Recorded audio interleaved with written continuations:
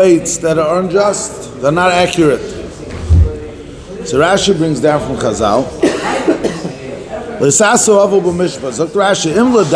it's coming to tell us that a person shouldn't judge someone incorrectly, if it's going on a dayan, it says in the beginning of the parasha, it says already in the beginning of the parasha,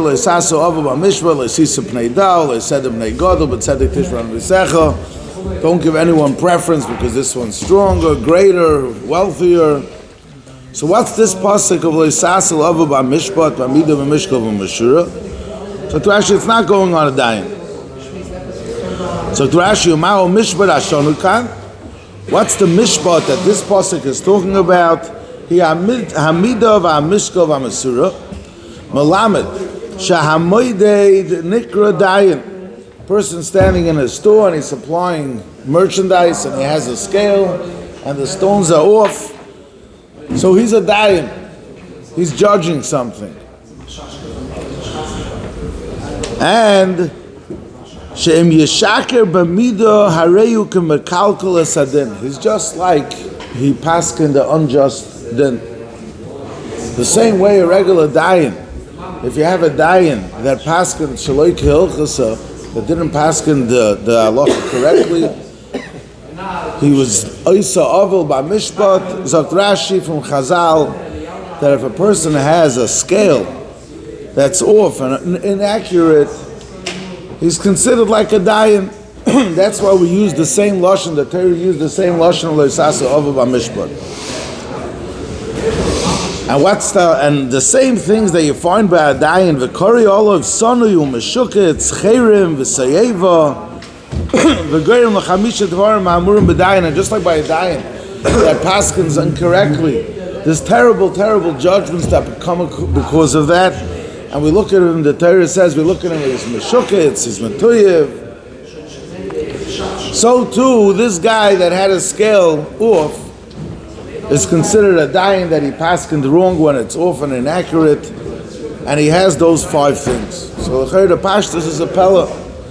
We look at the guy has a scale that's off, so maybe we know there's a parsha of sigzo, that he's stealing, but it's just a terminology. The Torah says Leisasu Avu B'Mishpat, so we're saying, the Torah says he's a dayan, he's paskining, he's sitting over here and giving an inaccurate halacha when he paskins wrong because he's cheating the guy from what he's supposed to get. What does it come to a dayan b'chlal? It's just the terminology and the terrible things that you find by a dayan that paskin shaloi k'hilchasa says it's so true. It's the same exact thing. What does one have to do with the other? So I was thinking like this. In the pasuk Leisasa Avu B'Mishpat by a dayan, Chiyakar and many achrenim are medayik, that it seems like the Torah is calling it. It says the Torah is calling it a mishpat. If the Torah is calling it a mishpat, that means there was something correct over here. Rashi's lashon is that a dayan is not to be a kalkal the mishpat. It doesn't say that it doesn't paskins incorrectly. It says it's a kilkal. He's ruining something. So, and really there's another pasuk in Parashas Kiseitze, and the pasuk says, by Mido Mishkolos and Parashas Kiseitze, the pasuk says, Leisas Toyav as Hashem Kol Oisei Eila, Kol Oisei Ovel. There's 2 things. There's the guy that messed up this Eila, and then there's Ovel. There's the guy that messed up the Mishkolos, and there's additionally there's a Oisei Ovel over here, and that's going on Mishkolos over there. And over here the Torah says Leisasu Ovel B'Mishpat and Leisasu Ovel B'Mishkolos. So what's this Ovel? What's this unjust? So really the Kliyakar says that what's not talking about, let's go to the case of a regular dayan. Kliyakar, it's not talking about a dayan that just did something totally wrong. It's talking about, let's say you have an ani and an ashi, you have a wealthy person and a poor person, and the dayan sees that minadin, if they wouldn't be standing in Bezdin, they would force this wealthy person to give money to the poor person. They operate a city. There's wealthy people, there's poor people. Poor people have their tzrachim, they have their needs, and they would force the wealthy person to give money. And this dayan is thinking, instead of paskining over here that the wealthy person is correct, I'll go and I'll take care of a necessity and I'll make sure that the wealthy person pays the poor person. So that is what the Torah is calling as a Ovel B'Mishpat. The Mishpat is really a true Mishpat, but it's a Ovel B'Mishpat because the way he's going about doing it, that's the Avla. And the Kliyaka says it's the same thing by Mishkalis. We're not talking about a guy that just is totally cheating everyone. He says when it comes to advertising, this guy thinks of a good gimmick. Everyone's giving £1 for $1. So he's going to advertise that he's giving £1 for 80 cents, and he's really giving less than £1, and he's giving the correct price at that less than £1 for 80 cents, but he's just advertising that he's giving it for $1. So no one's really overpaying for what they're getting, but that's called Ovel B'Mishpat. That's called that it's unjust, even if the price is accurate to what he's advertising for, but he's causing it's unjust because he's doing incorrectly, and that's the Ovel. That means he's not being clear, he's not doing the way B'Mishpat is. The Rav Tzadok HaKohen writes, Ba'arichas, he says that in every single midah that exists, a person's is Rachmanis, a person has there's anova. He goes through every single midah. He says he's not going to find one midah that exists that if a person just works with a person's instincts, his basic heritage, the way he feels, he's going to get totally lost. Every midah has to be used and defined the way the Torah tells a person to use it. He says, talk about Rachmanis, you see it says, Ba'amalek, Fakert is a mitzvah, and a person is supposed to kill someone that comes from Amalek. A person that has Rachmanis, it's a terrible thing if he goes with his own heritage. So he says the midah really is, a person's job is that the midah has to be defined and controlled by what the Rabbeinu Shalom wants done with that midah. Because if it's uncontrolled, the person's going to end up being a achzari where he should be a rachamon, and a rachamon where he should be an achzari. A person's heritage, a person's feeling is unlimited. And not only that, the person could be the same way. The Kliyaka says, another case, he says, Leisasu Ovel B'Mishpat, it says a Lashon Leisasu, we're telling a dayan don't do. Is a dayan doing something? A dayan is paskening. It's not a lav sheyesh by ma'isa. There's no asiyah when a dayan paskens something. So what's Leisasu Ovel B'Mishpat? So the Kliyaka says that this guy that's going to pasken wrong, because he feels for the ani, he feels for the poor man.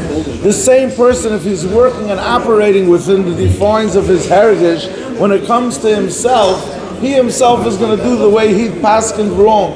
Meaning that he's going to go opposite from his own psak. So we're saying, Loi Sasu, don't do something that doesn't align correctly with your own psak.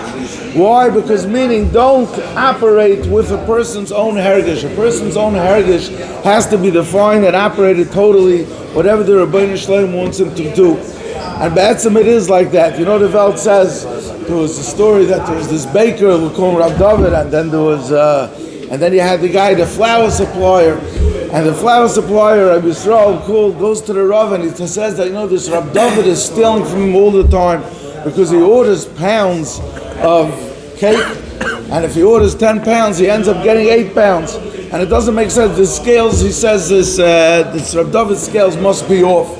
And the Rav said, they both dive in the same shul, and the Rav said, it doesn't make sense to him. Rav David is a Erlich Yid. He knows him for years. It doesn't make sense. Rabbi Yisrael says, check him out. I'm telling you something's wrong. This is ongoing for a very long time. The scales are off. So the Rav said, listen, I'll talk to Rav David.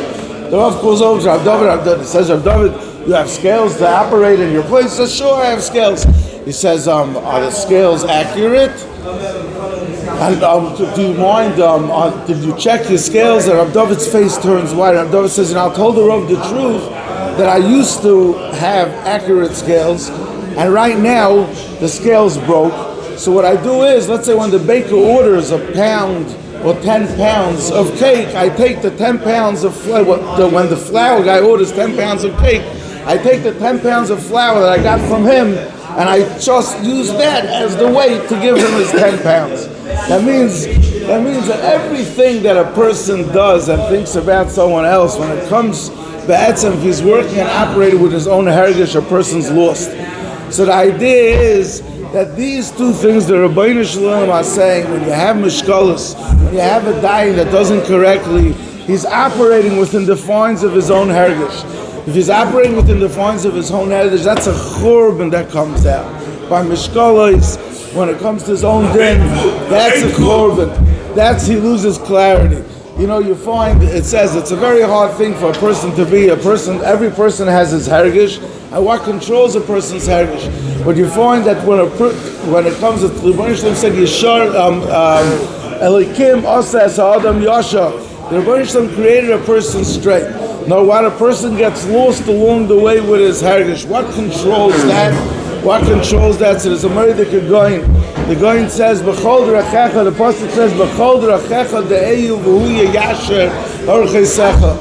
People are different. Every person feels differently about different things. If a person wants to know that he's operating correctly in every way, is b'chol d'rachecha de'eyu. If a person has Yer Shemayim v'hu, the Rebbeinu Shalom Yasher Orcheisecha, the Rebbeinu Shalom would go and straighten out a person's ways and make sure that everything he does and everything he operates are all correct. Let's talk about Zeicha to be Zeicha to the Yashrus that we all need to operate Avodas Hashem.